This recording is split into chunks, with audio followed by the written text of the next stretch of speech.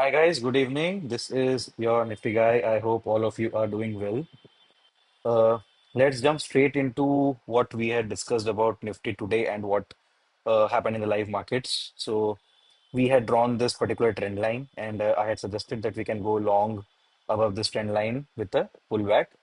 Uh, this is what had happened. So my first trade of the day was right over here, wherein I placed a long entry. I considered this red doji as a pullback, and as soon as the high was taken out, I entered longs, scalped quickly, booking my profit somewhere around here. Then after that, post that the market was sideways, and I said that we can do take a long position over here, but we should try to look at booking the positions around this zone. Now, it does not mean that the prices will definitely come and touch this zone. This was the resistance zone, but not necessarily the prices would come all the way up. And since we are in an overall downward scenario, we should not look since the breakout has happened on the upside above the trend line, we should not look at taking any more or further short positions. Now, for going ahead, I'll also uh, just explain the next few trades, which will explain how I look at the price in the market. So after this upward rally, prices broke out of previous day's high, broke out of the previous day's high, and started consolidating in a sideways manner. This told me about a lack of momentum. Now I use a lot of trend lines. I'll just show it to you in a couple of minutes. And what I drew here was this connecting these two lows once prices started consolidating. These two lows had formed, and I drew this particular trend line. I took a short when this low broke down. For someone who would not look at this, this was another trend line which one could have looked at. And in case you missed taking a short over here, you should very well have taken a short over here. Prices not only just broke the last swing, kind of a double top, extended double top, and also breaking of this particular trend line, confluence of evidence, and a short.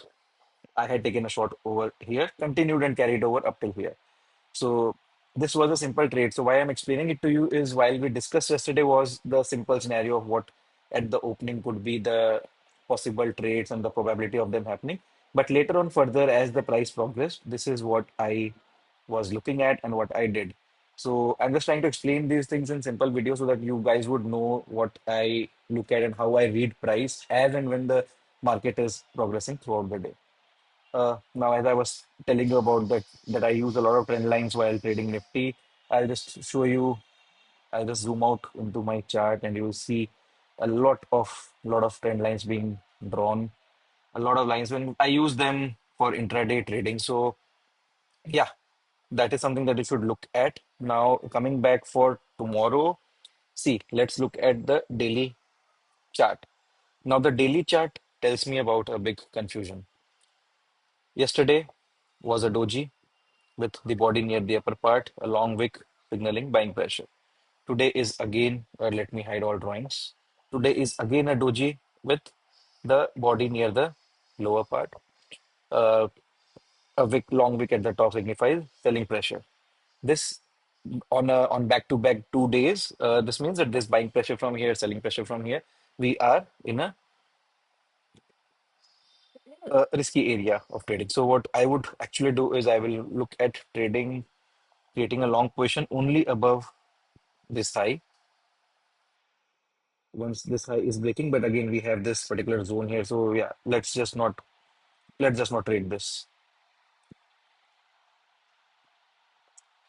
What I will suggest is just look for long positions above this zone only.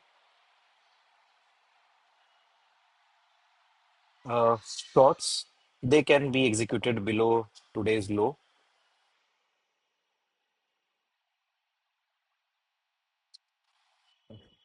Let's just move this line to today's low, almost the same line, and yeah,